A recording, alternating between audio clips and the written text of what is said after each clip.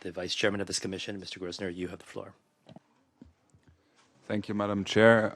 It is my pleasure to introduce our youth delegates, Eric Klausch and Katharina Buch. They have traveled Germany over the last few months and spoken to numerous young people from the most diverse backgrounds. They will be speaking in their own capacity, and it is my pleasure to give them the floor. Katharina, you have the floor.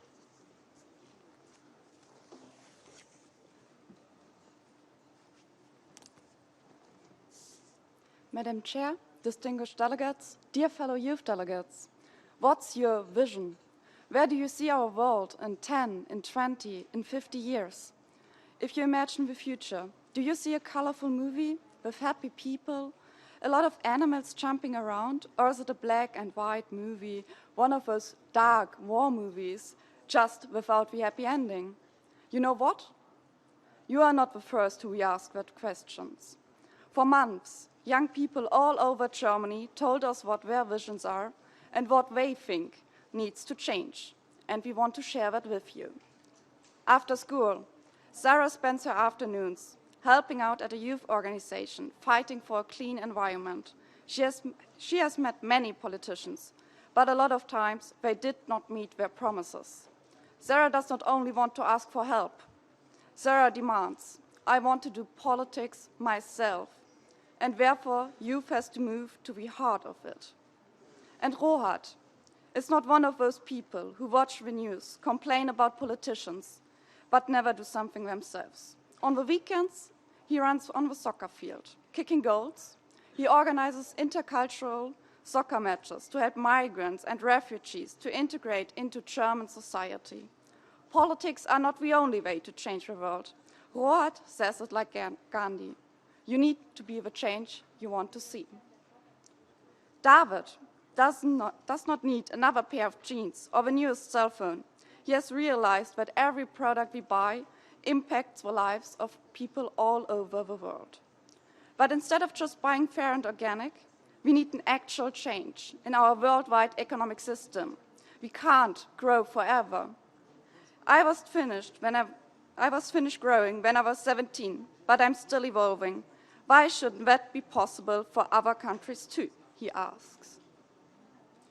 And then there's Elena, an A-grade student, organizing Model United Nations and being part of a student parliament. But she's seeing that there are so many students who don't even know about the possibilities to shape their environments, who are not shown what she was shown. I'm calling for quality civic education so everyone can learn about their rights and responsibilities as citizens.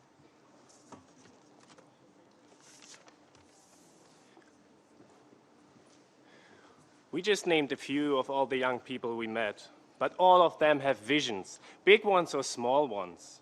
And they are not just dreaming about those visions, instead they're really working towards it in order to make them to become their reality.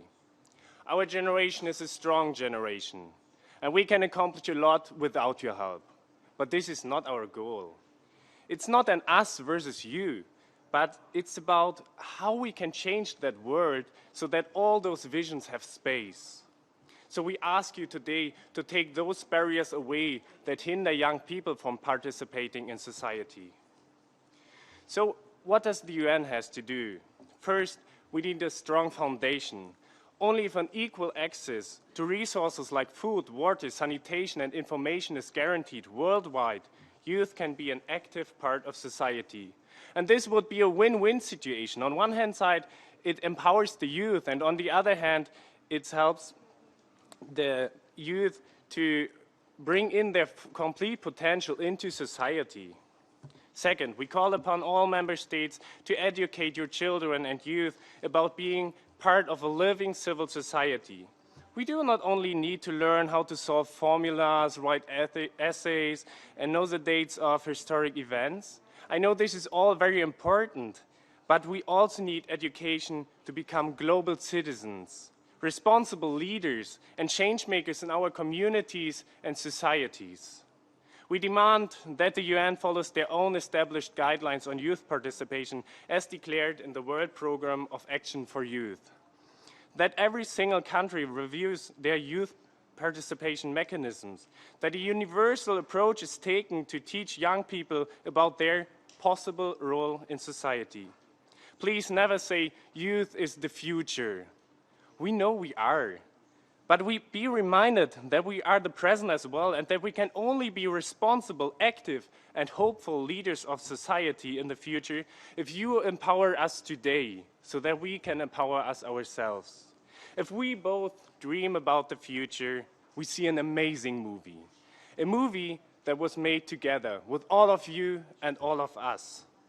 And well, now we just have to be crazy enough to really listen to each other and work together, so that this movie in our heads will become our beautiful reality.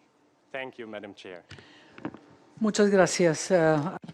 I thank the two youth leaders, and speaking on behalf of Germany,